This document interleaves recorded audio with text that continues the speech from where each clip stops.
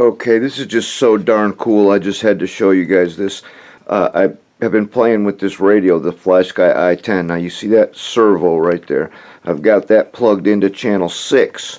I've got 1 through 4 hooked up to the IBU to run the tank. Channel 5 is hooked to the Viper unit to run the volume control from the transmitter, and that's on this knob right here, which once I set my volume I can push that in. You can do that with all the knobs.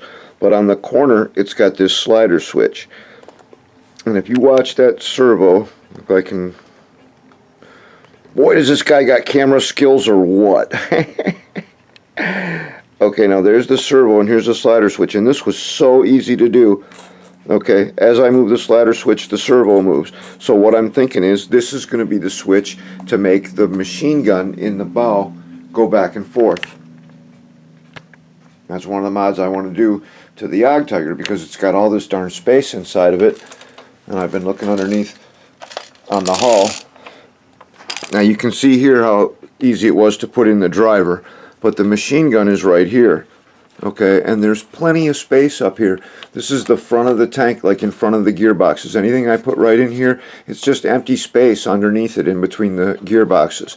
So if I put a servo, mount a servo right here or on the top right here, to just move this machine gun back and forth from the other side. I don't want to drop this thing. From the other side, it'll move back and forth like that. Now I'm not going to try and get up and down on it. I'm just going to try and get straight back and forth movement. But I just think that's a real convenient place to have the switch. This it's marked VRO or VRD. I think it's VRD is what it's marked, but it's just a slide switch in the corner. And it makes that servo move when you do it. So if I had that hooked to the machine gun, there'd be the center, left, right.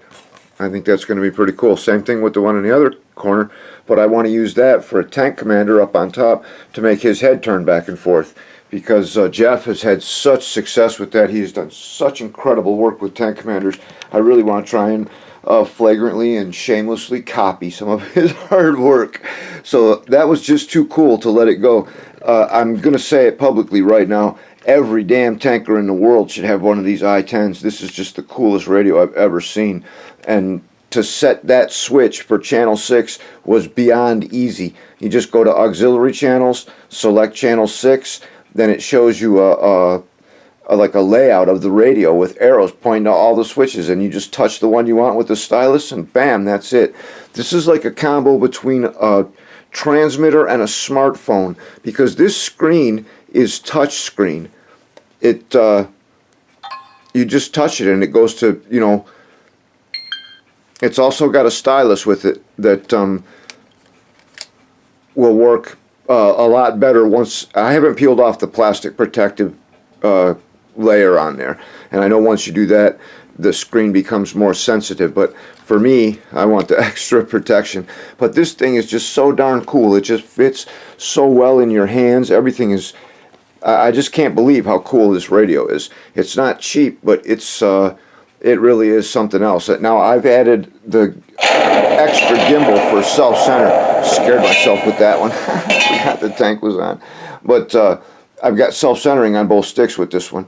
So like I said, this is just the greatest radio. I want to set this up so that when I hit this switch, it'll apply 100% negative to, I think that's channel 3. I think as soon as I learn how to do it, I'll be able to set all these switches for everything I want. Just the coolest radio ever, man. See you next time.